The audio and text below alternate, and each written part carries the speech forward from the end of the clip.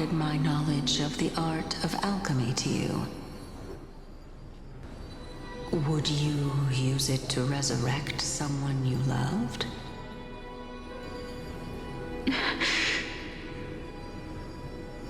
Death is inevitable. In the days to come, I am certain that someone whom I cherish deeply will leave me for good. If such a mighty power really existed, I think I would use it without hesitation. Even now, my answer remains the same. This is why, sister, I promise you, in the prophesized new world, I shall plant the first bud on your behalf. Go now. Return to the ocean god's treasured pearl, our hometown.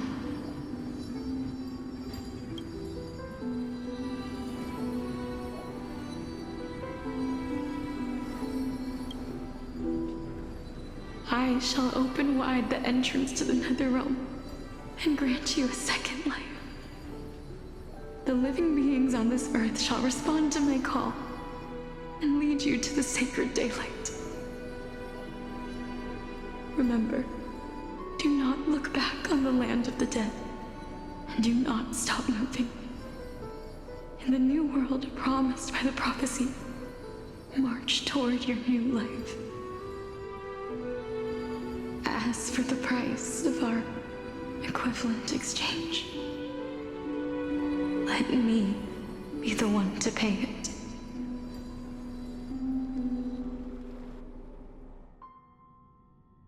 Everybody, we've come to the end. Unfortunately, I am not compatible with the Supreme Being, so I was unable to completely fuse their soul into my own body. However, being able to glean all this from them is exciting enough. I'm certain of this now. Before the Titans that we are well acquainted with were born, a group of heroes roamed the land. These heroes followed a prophecy and took possession of divine authorities one by one, until they eventually became the pantheon of the new world. Just like the flame chase journey of today, Amphorius's history is cyclical in nature. What a startling revelation. This means that the demigods, who bear the core flames, will also become the new Titans at the world's end, thereby shaping a new world? I believe that this is the truth behind the Era Nova, as mentioned in the prophecy. This is utterly unbelievable. Besides, those twins in the past, even if they really are Thanatos, their whereabouts are still unknown even today. Are their whereabouts truly unknown? Didn't Polixia mention that seaside town, the birthplace of alchemy in the tale of the dragon? In our world, there exists a city which perfectly matches that description. Styxia. But the people there worship Vagusa and bear no relation to Thanatos. I have also never been to that place, as in the time of Idonia, it had long turned into underwater ruins. Take this. This is... the new Sporist masterpiece, the Philosopher's Stone. It was made by transmuting all of the sages' wisdom into a single entity, with their flesh and blood as its foundation. Remember, I've mentioned before that the art of alchemy is all about conversion, tempering, and ascension. This process also applies to the pursuit of truth. Regardless of how unbelievable this sounds, The truths of the world have been refined from the impurities. Think about the story of the dragon.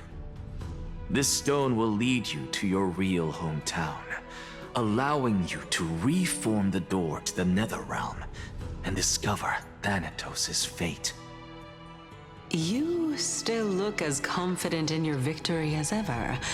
But what if your conjecture is wrong? Simple. I shall merely admit to the entire world that my experiment was a failure. However, my line of thinking will not fail because I have already planted the seeds of doubt into the hearts of the masses. Actions speak louder than words, Castoris. With the assembly about to begin, don't forget the promise you've made. I've already searched for so long. I'm willing to try one more time. While we converse, her life is also slowly slipping away. But before I leave, I have another question. What exactly did we witness just now? That was the world imprinted in Kefali's soul. If we are to prove its existence, you must take the final step. Go. Do not disappoint me. I understand. Hey, child of humanity. Don't get antsy. I still remember the question you posed to me. As a scholar, I do not wish to offer up ambiguous conclusions. Let's discuss this topic again when she manages to find the evidence. I merely wanted to ask, was that stone transmuted from your heart? If so, rebirth is no longer an option for you. Why not? When I was a child, I lost someone dear to me. When I was a teenager, I lost my faith. A while back, although you saved my life, I also lost my soul in the process. Now I'm merely forsaking my body. What's the big deal? Why are you always finding ways to die? Isn't it good to be alive? This is but a necessary sacrifice on my path to transform into the purest of them all. Can someone who's dead even claim to be the purest of them all? Furthermore, if your hypothesis is proven correct, does it not just confirm that the myths are true, and thereby invalidate all your theories? No, it's just the opposite. If my hypothesis is correct, it means that I can actually ascend to godhood and reshape this absurd world that you all have created.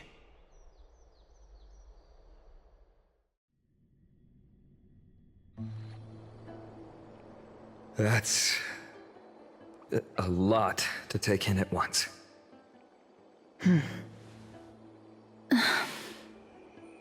Lady Aglaya, please, let me explain. Go on. You know that the core flame of death has always been the greatest unknown regarding the Era Nova, which is why both you and Kainis desire to gain the power to control that core flame in the approaching Citizens' Assembly. Professor Anexa has come to a consensus with Kainis. They want to suspend the trial once Thanatos' core flame is reclaimed, hoping thus to eradicate death from this world. If they're successful, then the flame chase journey will cease, and Akama can enjoy everlasting peace. But I know this runs counter to your wishes. So long as we do not usher in Era Nova, the Black Tide will never be eradicated. Even with Lord Mighty on the front line, and the Black Tide not posing an immediate risk, the danger nevertheless remains. Honestly, it's difficult for me to assess the pros and cons in this decision. But someone must bring the core flame before we can begin negotiations over it. The Titan could be very near. I cannot let this chance slip by. Besides, someone has to make this trip to bring back Mrs. Soul. Well said. You already had every reason to seek an audience with Thanatos. It's that great performer who has weaponized your wishes and placed us in this difficult situation. A world without death. Do you desire that too?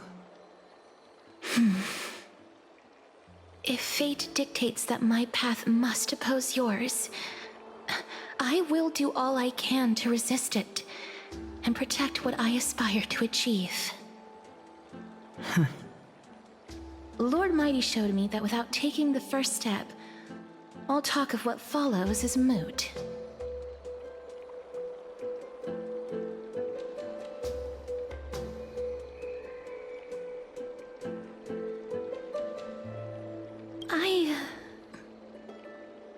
I have always hoped to hear you speak your mind, Cass. And I am glad to have heard your true thoughts. Styxia. I visited that place in the past. Though it is now an island surrounded by the river of Soul's torrents, it's not hard to see its former splendor. Go. I will not stand in your way. As for you, you are someone who has cheated death.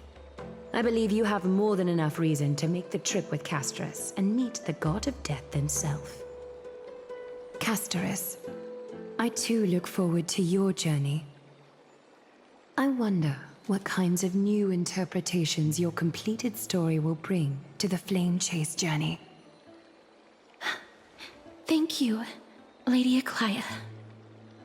I hate to put a damper on this heartwarming moment, but if Styxia is now an island surrounded by the river of Soul's torrents, then how do we find a way in? Lady Trebe is probably... The answer is quite simple. In the myths, Zagreus once made the domain of the dead their treasure vault. That is to say, they could enter and leave the Netherrealm as they pleased. And if they could do that, then it follows that the demigod who inherited their divinity must be capable of the same. I'll see you at Marmorial Palace at Action Hour tomorrow.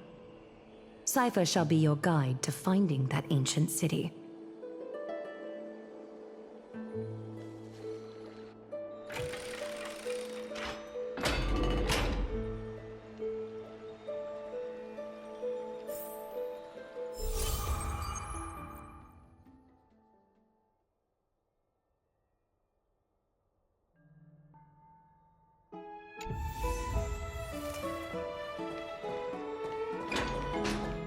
Hey, friend! Is the debate finally over? Did you win?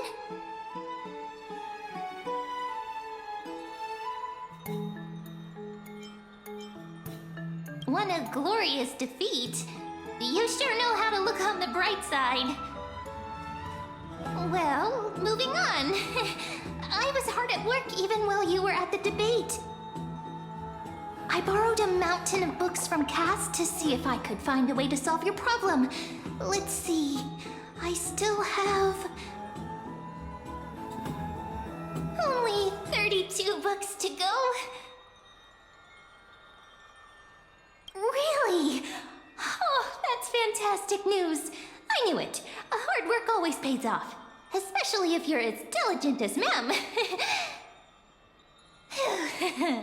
I feel like a huge burden has finally been lifted off my shoulders. Why are my eyelids so heavy all of a sudden?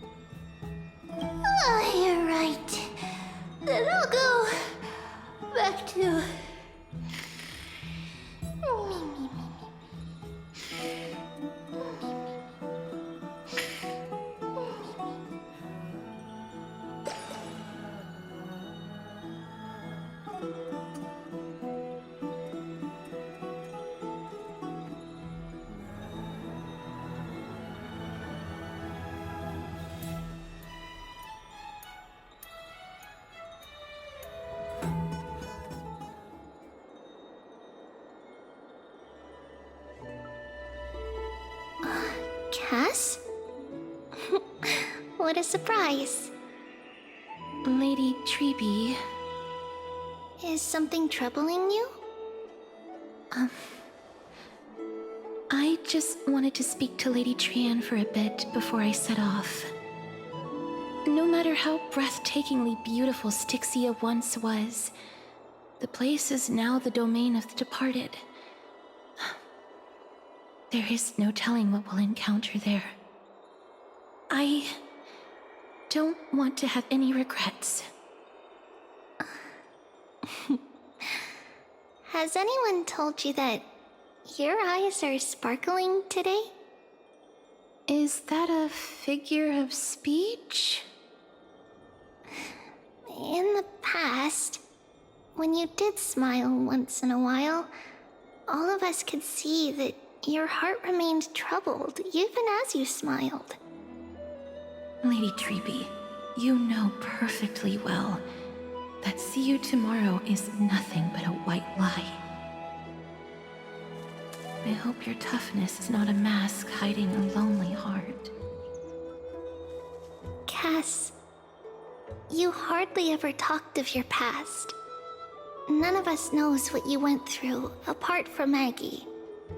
But we know it must have been filled with pain and hardships, as it is the fate every Chrysosaur is destined to live out.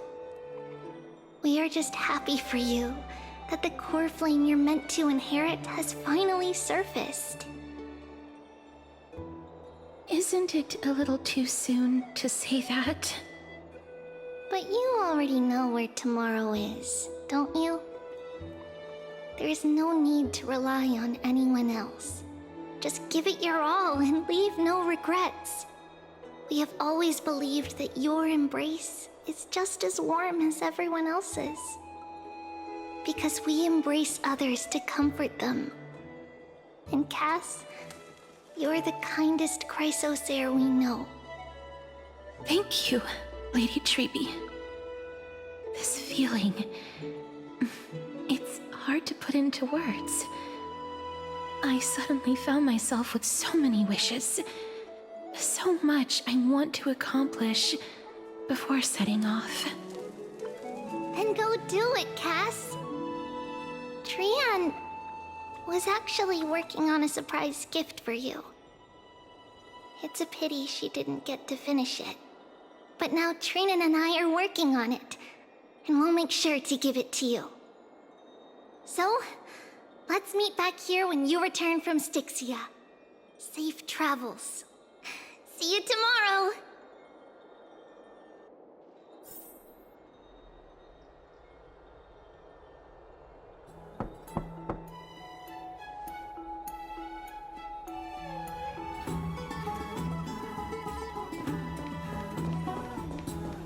It's me.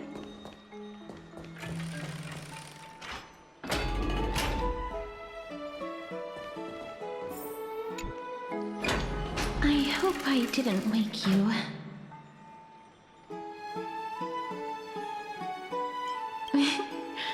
I'm glad to see you're as full of life as ever. I'm here because of private matters, actually. If it isn't too much to ask, I'd really like it if you could come along with me to retrieve something.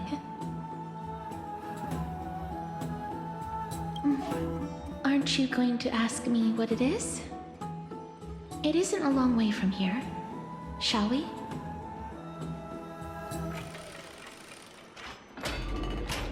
I'd love to go in and take a look. Have you heard? Seems like all the rooms are full.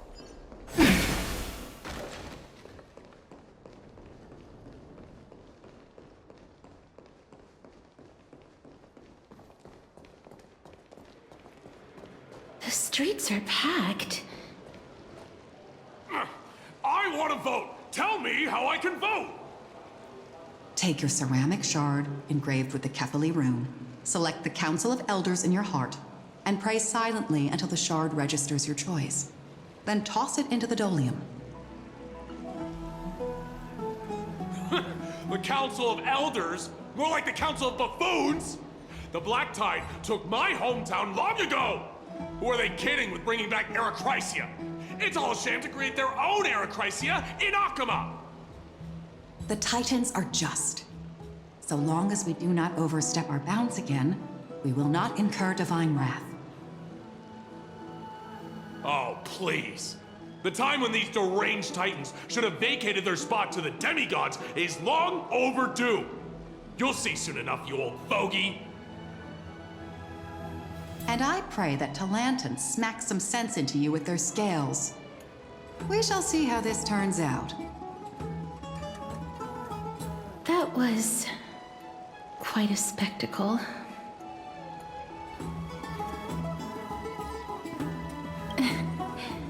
I suppose peaceful is technically correct if no actual violence happened. To this day, I still find it almost unreal that Akama is the only place illuminated by light amidst the crumbling ruins of Amphorius. And its people are even holding votes to reconcile differing opinions.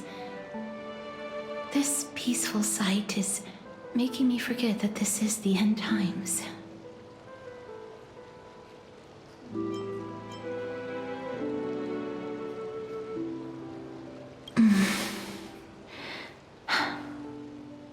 Before coming here, I had lived for many years in Idonia, a city of rime and frost.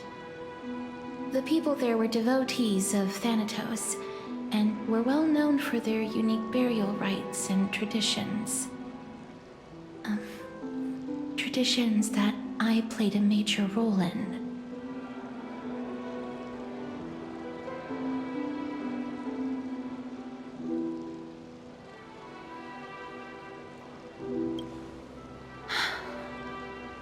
Yes. You now know me as the Mortician of Akama. But back in those days, I was Idonia's Maiden of War.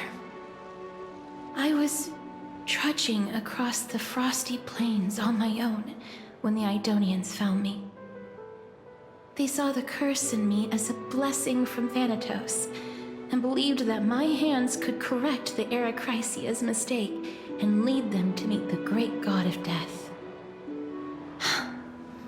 They provided me shelter, but in return, I was expected to grant merciful deaths to war captives, prisoners bound for execution, and heroes alike.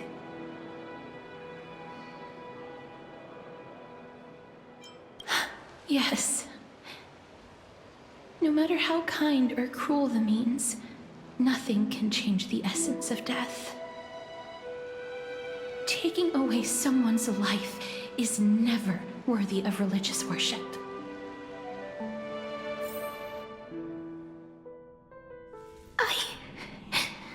I can't do it. Their voices, they pierce my ears. The pleading, the thanks.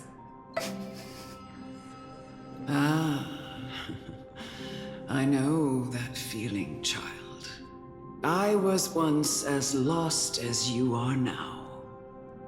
But you must respect those walking towards death, just like how you should respect yourself as the Holy Maiden granting humans glory and liberation. What you're asking me to do is no better than the task of an executioner, and yet you want me to respect myself. No matter the titles, I am still taking away human lives. This won't be the first time that Idonia's fanatical nether warriors have faced death. On the contrary, recruits new to the battlefield often run away from their first fight. Death is the mightiest and gravest power in this world. The fact that you can wield it means you are deserving of respect. That's such a twisted reason. Then let me tell you a story. In Idonia, The great swords commonly used by executioners are called Draconian, in memory of Drakon, an elderly executioner. The sword has 3 air holes along its body. If the sword is swung down swiftly and accurately, the holes would make no sound, and the executed would also depart this world quickly and painlessly. But should the executioner have any hesitation, the holes would produce a piercing whistle. On that cue, the screams of the executed are sure to follow.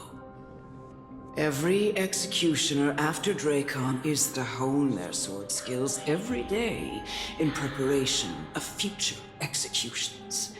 Every swing of their blade must be more resolute than the last, for failing to do so will bring pain.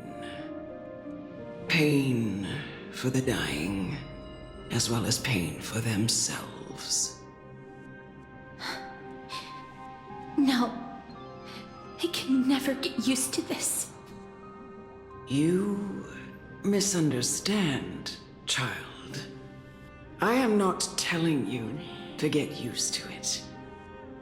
I'm asking you to consider the source of the dead's suffering and use that knowledge to fortify your future touches with more and more determination. Go, walk with the dead and love them as you love life. Then you'll no longer hear those noises.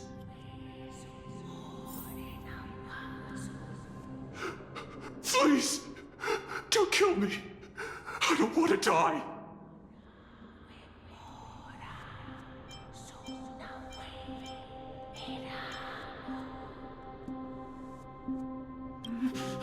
No!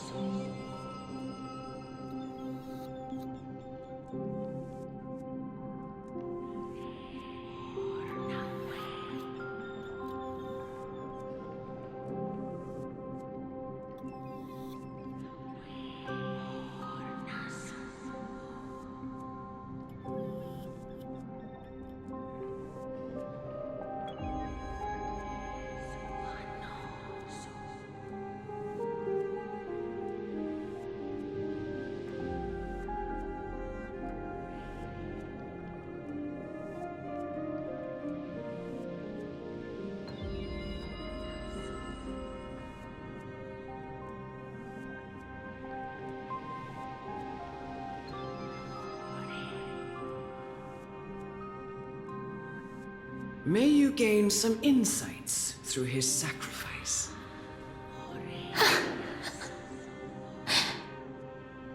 Is this all?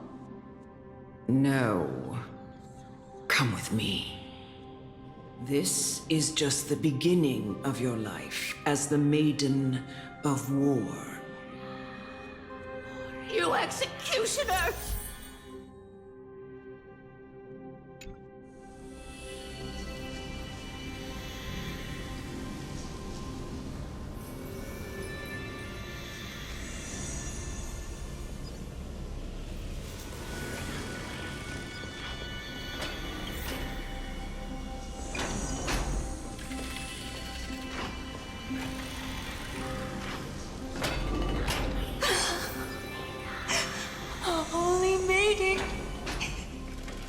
Go, grant her glorious death.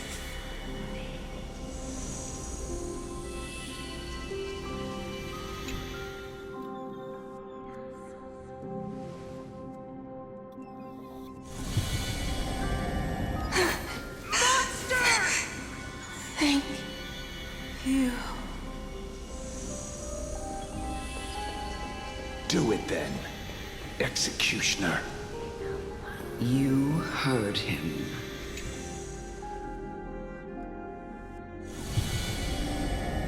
I curse you to live in eternal pain.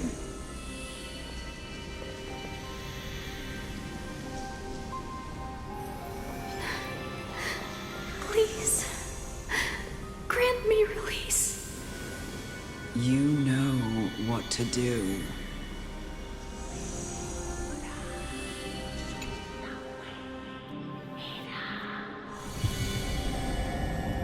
When will this ever end?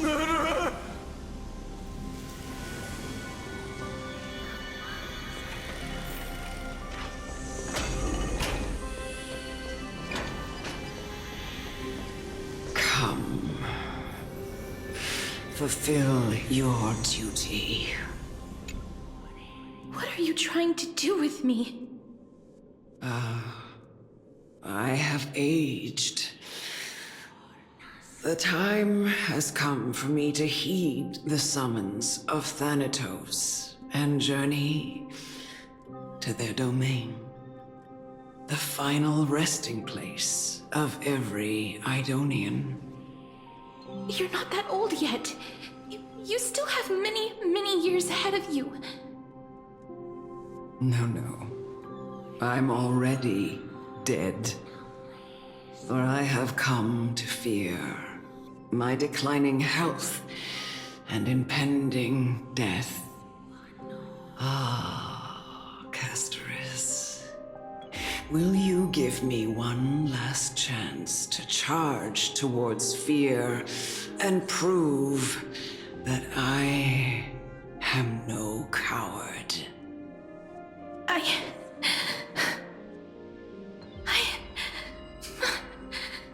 can't take this anymore! Child, it was I who brought you here from the frosty plains and set your farcical fate in motion. It was also I, Chief Executioner of Idonia, who forced the heavy duty of executing others onto you. I've always known that you have doubts and even anger about my faith and about me.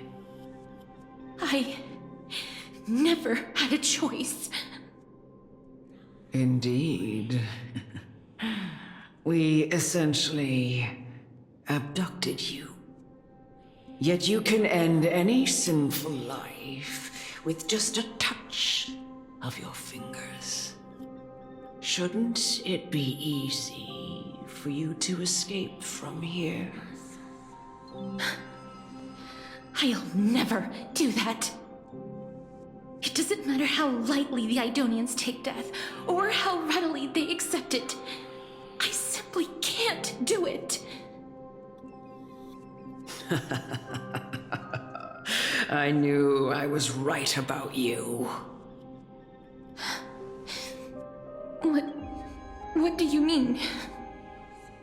I've taught you and cared for you as my own daughter all this time because of this blessing that's been with you since your birth.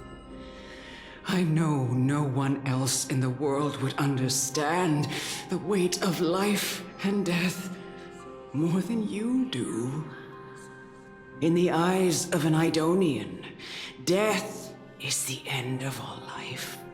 A destination we will all eventually reach. Humans should not resist it, but learn how to face it. You can only live your life to the fullest after understanding this principle. And when you do, even if you eventually leave Idonia's protection, even if you must carry the curse forever, you can live with your head held high, like everyone else. No! How can I? Come now. It's time. I've already taught you all that I know. Show me that you are a fitting holy maiden. Or at least, that you possess the resolve to become one. Come now. It's time. I've already taught you all that I know. Show me that you are a fitting holy maiden. Or at least, that you possess the resolve to become one. Emerge from your cocoon!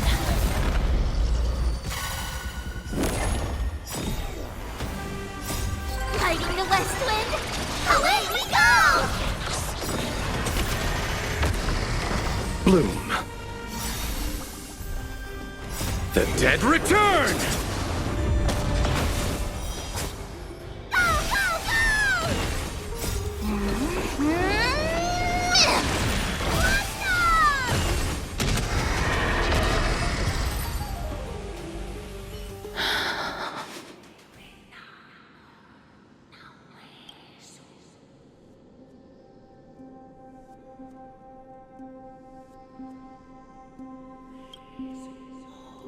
This was the last time I followed her command. I gently touched the elderly woman before me. The executioner, who had seen too much death, died the same way as everyone else. A gasp for air, a wistful look in her eyes, and a barely perceptible tremor in her fingertips. Elder Amunet, the person who tried to teach me about death, ultimately vanished like dew in the morning mist. She spent her life embodying the beliefs of the Idonians, and when death finally came, she embraced it exactly as their doctrine had taught. I have nothing but respect for her. I erected a cenotaph in her honor in the marshes outside Idonia's city walls with the others I had laid to rest. Then, I set out once more in search of Thanatos. It was a long, long journey. I heard so many discussions about death along the way. Life finds meaning in death. The world improves because there is an end. It seems the most terrible darkness in this world. Everyone talks about its heavy weight. Some resist it, some worship it, and some even revere it. How did a disappeared titan become the deepest fear of humankind? And why do they haunt my dreams? I continued my travels to seek an answer. Initially, I was running away. Then, I started searching for it. And now, at the end, I just want to know if my touch, if my embrace, can do more than taking things away. Can I make anything? Can I leave anything behind? I don't want to die. Please, I'm begging you, just let me go. I don't want to die, please. I don't want mercy like this. Just let me go. I need it. I don't...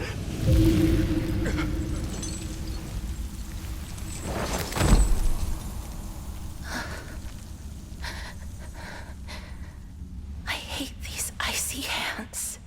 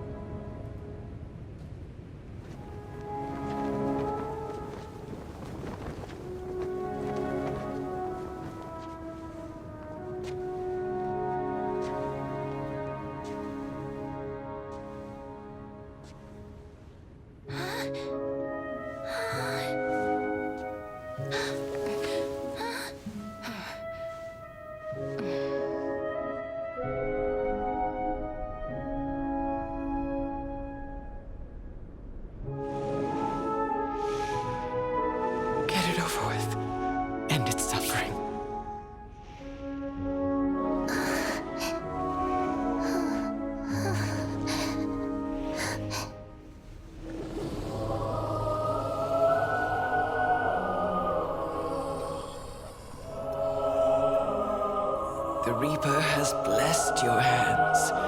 Only you can grant them peace.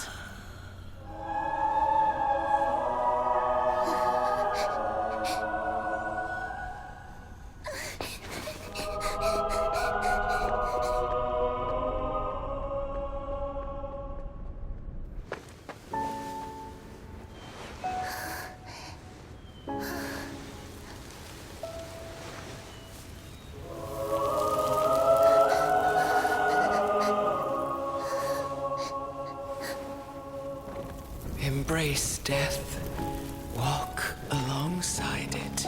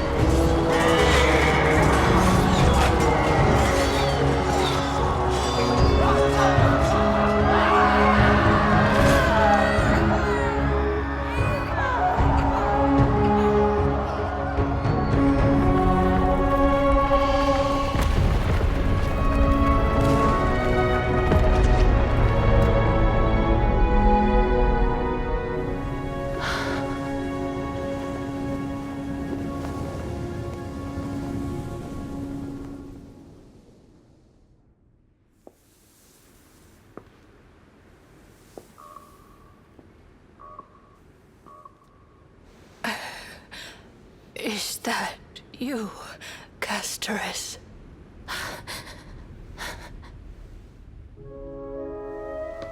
All of them have gone, heeding death's summon, crossing into their domain. I must go too. I don't fear it, just I have some regrets.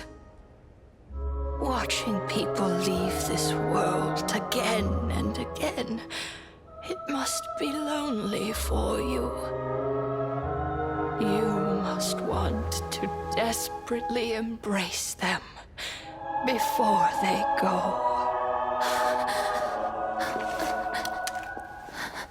I can't. These hands, they're too cold.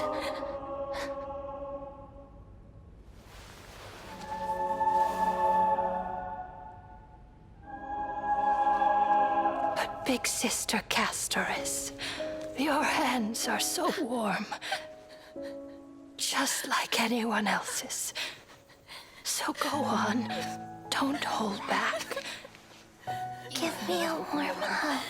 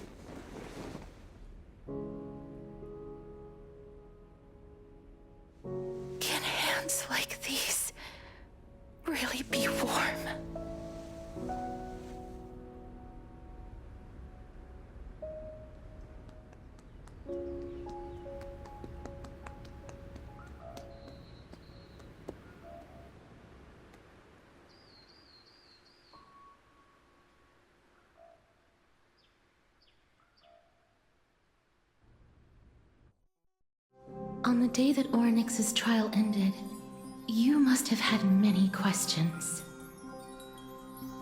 I felt just as confused. Why, as someone from beyond the sky, were you so cruelly dragged into Amphorius's fate? I wished I could take action, but no matter how hard I try, I cannot simply interact with the living as ordinary people do.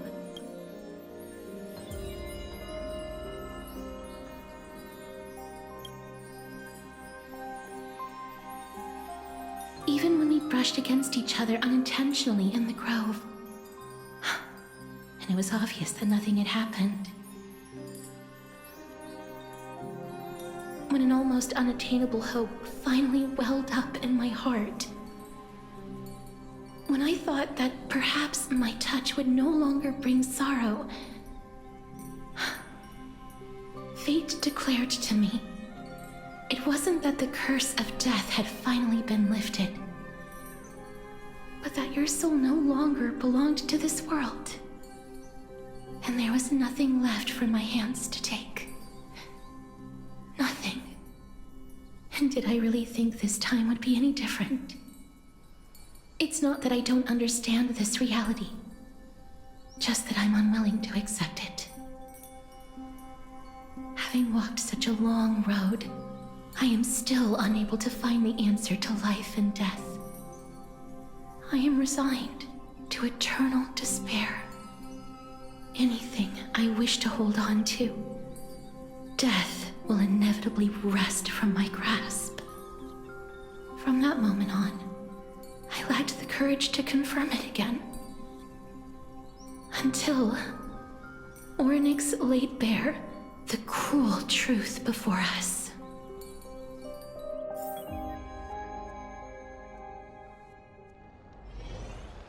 But now, perhaps I might have one last chance. Long ago, Trinan read a prophecy to me.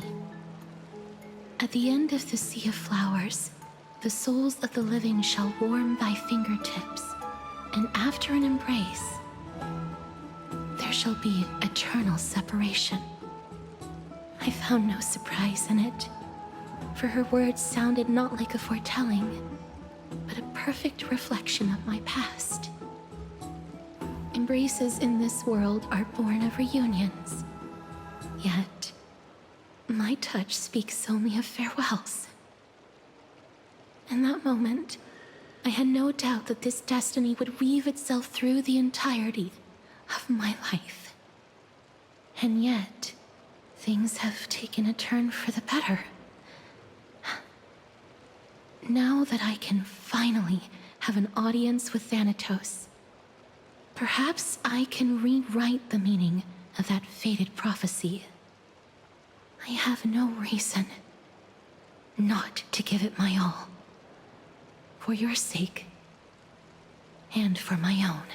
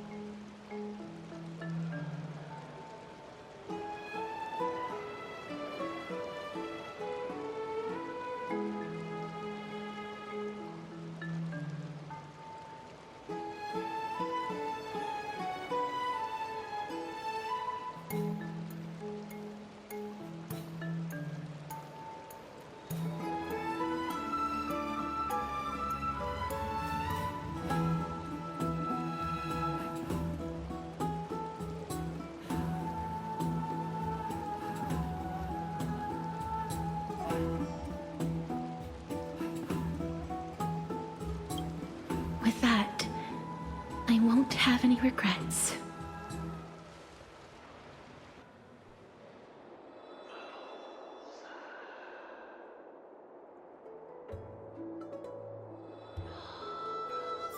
Let's put that aside for the moment. We've arrived. I want to retrieve a small gift I specially prepared for you. I made it myself, like the trinket I gave Lady Trianne. I want to leave something for everyone, if possible. The journey to seek an audience with the Death Titan cannot be an easy one. I want to make full use of every moment I have before we depart, so that I don't have any regrets.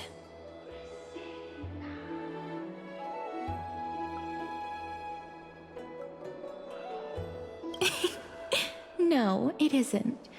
You'll know when you see it. Look, it's right there. Huh? Where did it go? What's going on?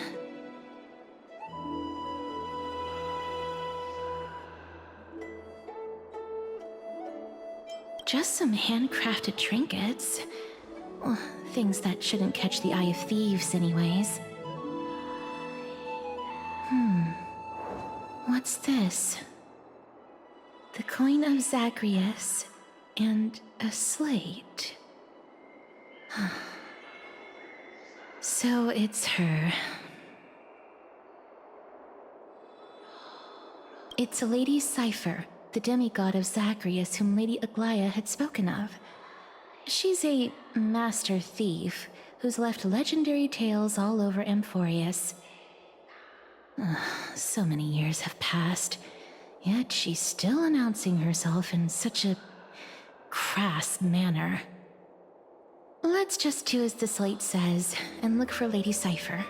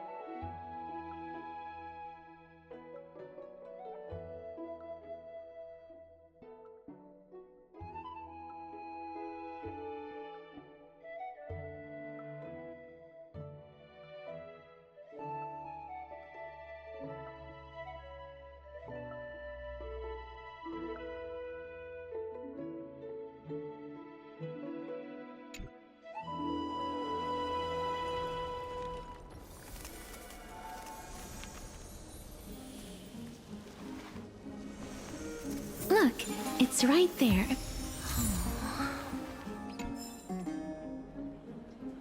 There seems to be a new show at the Bats today.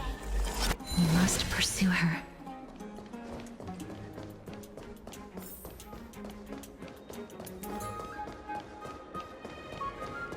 Huh? This is a trick she left for us.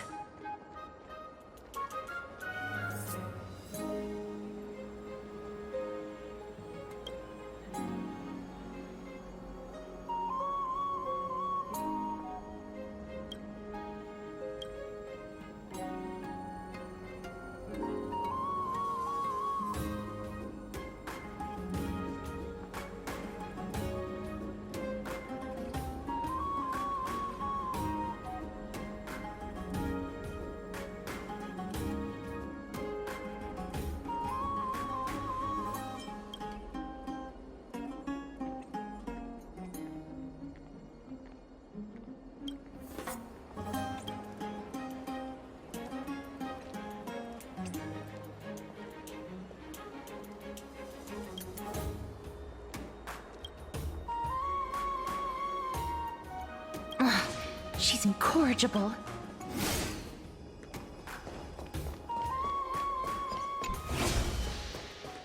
This is how it should be.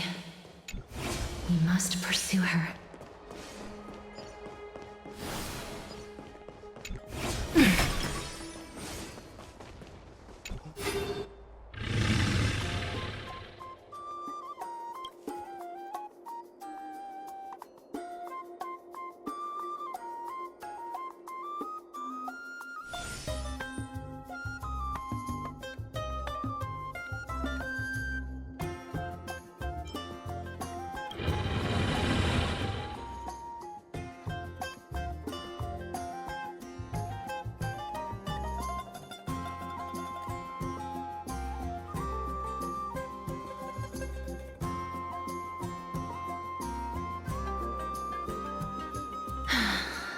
Lady Cypher, please come on out. You're still careless as ever. Shouldn't you keep such a precious gift near your bosom?